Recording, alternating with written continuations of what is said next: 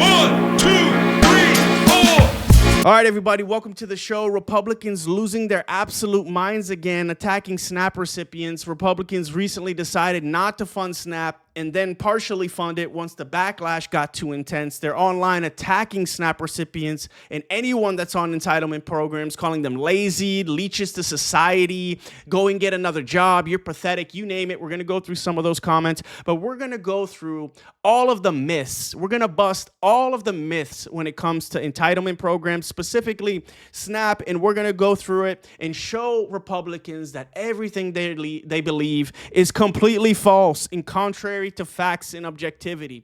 We're going to see a couple of videos and we're going to go all through it. Let's take a look at this. Let's start here, okay? Let's see one of 8 myths we're going to bust right now. We're going to break it down.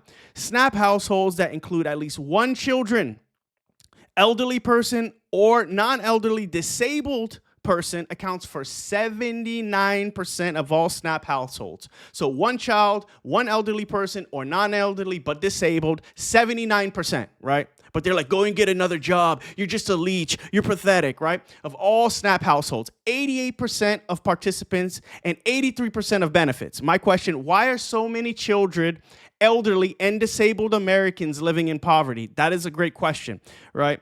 Next, myth number 2. Let's destroy this myth. People on SNAP are just lazy, right? Because if you're Republicans, this is what you're calling everyone on SNAP. You're lazy, right? They all need to just get a job. Fact, the overwhelming majority of SNAP recipients work. They have jobs. They just don't get paid enough because wages haven't kept up with inflation. As a matter of fact, which we'll get into in a second, a lot of these companies know that about this. They pay them purposely low wages, like Walmart is famous for this. The data has already come out. We already know they do this on purpose. They purposely pay their employees low wages so that they get SNAP. So we are subsidizing Walmart's salaries, right? We are giving this money to people so Walmart doesn't have to pay them. This is known that they do this. This is what crony capitalism is. This is late stage capitalism, right? So the majority of people on SNAP work. They work, right? Those who don't work are elderly, disabled, and 40% of SNAP recipients are children. Let's look at this. The majority of SNAP recipients, all right, the majority of SNAP recipients are Americans who are working poor, those who are elderly, disabled, 40% of which are children, okay? Myth number 3, it costs too much to help feed our working poor, elderly, and disabled Americans. It costs too much, right? Fact, every $1 in SNAP benefits generates $1.73 in economic activity. When we give out this money to people that are on SNAP, they go and spend it, and this increases economic activity because they go and spend this money at companies like Walmart, Dollar Tree, whatever it may be, right? So this generates economic activity. So it's good. It's a stimulus to the economy, right? It's a stimulus. That's how it works. Myth number 4. It's a program for lazy people who just feel like not working, and it's rife with fraud and abuse, right? That's what they say. It's rife with fraud and abuse. Everyone down my street is abusing SNAP, right? It's just everyone's abusing it, right? Fact. Fraud accounts for less than 3% of the program.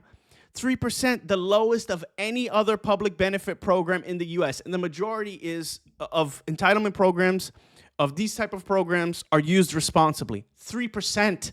So there is no fraud and abuse. There is none. These people are working and they're using it because they need it, right? This is just insane, the things that are being said about these programs, and people don't know anything. They say, hey, I have neighbors, I can see them abusing it. They just have more kids so that they can get SNAP, or I see them abusing it in the supermarket when they don't really need it. They drive a nice car. Your neighborhood is not a statistic. That is anecdotal. You cannot go around saying, well, everyone in my neighborhood's abusing SNAP. That accounts for the less than 3% that are abusing it, right? You can't use that as statistics and data to tell people that people are abusing, the majority of people are abusing SNAP.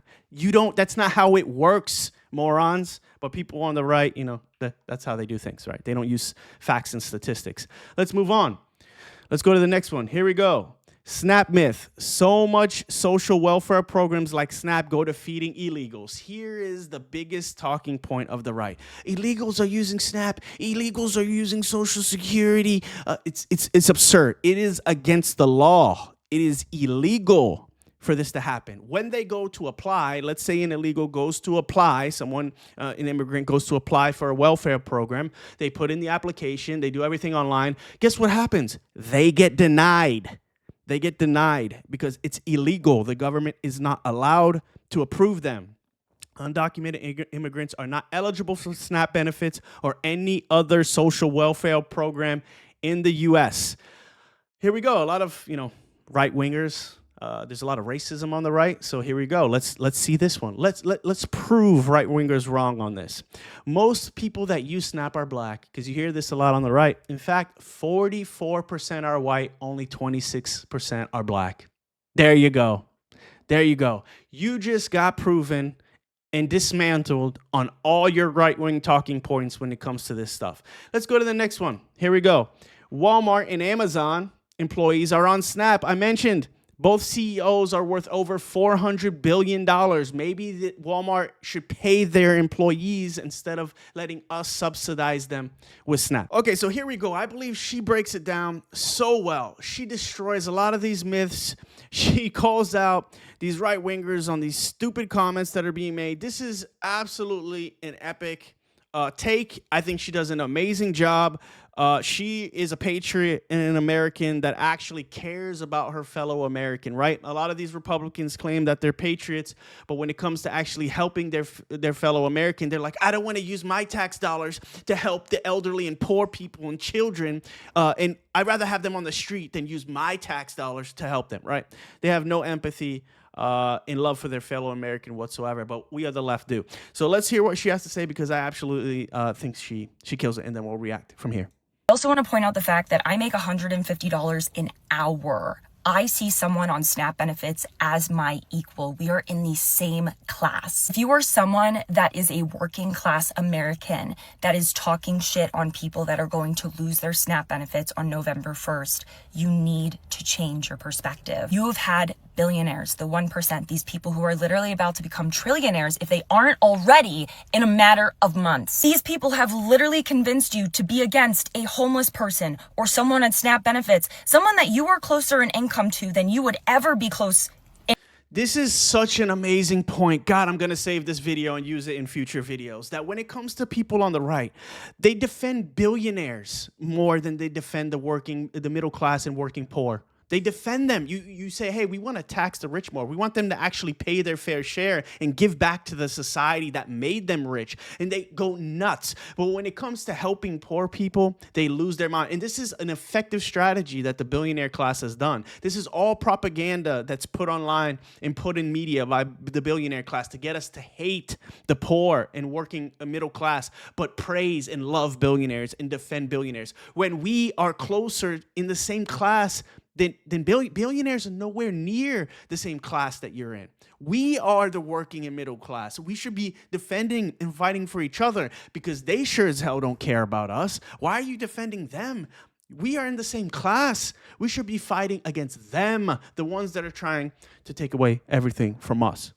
In income to the 1%. And if you think a billionaire as a president would protect his bottom line, I'm sorry, but you're mistaken. Health insurance premiums are going to double. I've already been paying over $600 a month for my private health insurance as someone that works for themselves. I am saying this for the people that are already suffering. The people that are already suffering are on both sides of the aisle. I care about you. We care about you. I am willing to make amends. SNAP benefits expire on November 1st. How the heck are people going to feed themselves, especially when prices are already up, I think 5% in 2025 alone? You didn't get cheaper eggs. You didn't get cheaper milk. Everything is more expensive. This billionaire in the So that's the thing. That is the issue, is that these are all systemic issues that working Americans don't have control over. Everything is so expensive, and if you're only making $15 an hour, if you're not making a living wage and you're working on Walmart, how do you afford it? How do you afford to live? You have to be on SNAP benefits. And Walmart knows this. That's why they pay such shitty wages. And so you cannot afford to save for your retirement. You cannot afford to truly live, and you have to use government programs because you just don't get paid enough. These billionaires know this. These corporations know this. Why are we defending them? Why are you defending them, right-wingers? Defend people that are in your class. That are in your class. Defend people that are actually in your class. This is so dumb. This is so dumb. White House demolished the East Wing before our eyes. American history. This guy is in office to literally make the 1% richer and the bottom line poorer. That's it. Aaron Trump is like Exactly. 18 years old. 30 minutes before Trump made a tweet, he invested like $50 million into crypto. Within 24 hours, he walked away with $200 million. And because crypto isn't regular, He only cares about making it himself and his billionaire buddies richer. That's it. How could you possibly expect a billionaire to care about lower and middle class people? He's never been one. He doesn't know what $4 or $5 milk, how that would affect a middle class family, $10 eggs. He wouldn't know what that feels like to go into a supermarket and have to pay $7 for eggs. Because for him, he's like, wow, $7 for eggs, that's so cheap, right? Because he's never had to worry about that. He's been a billionaire ever since his daddy gave him all of that money. He's been rich his whole life. How could you expect someone like that to fight for the middle class, to care about wages? He doesn't. He just wants to become more rich and make his rich billionaire buddies richer. If you believe in fighting for the working class, if you believe in economic justice, if you believe in anti-corporate greed and anti-political corruption, consider subscribing to the channel, because that's what this channel is about.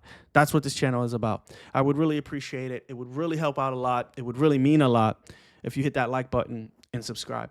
But there's so many myths out there about SNAP benefits, and we're out here defending billionaires instead of defending the lower and middle classes who actually need the help. We have to pay tax dollars anyway. Let's use it to help each other. See you in the next one.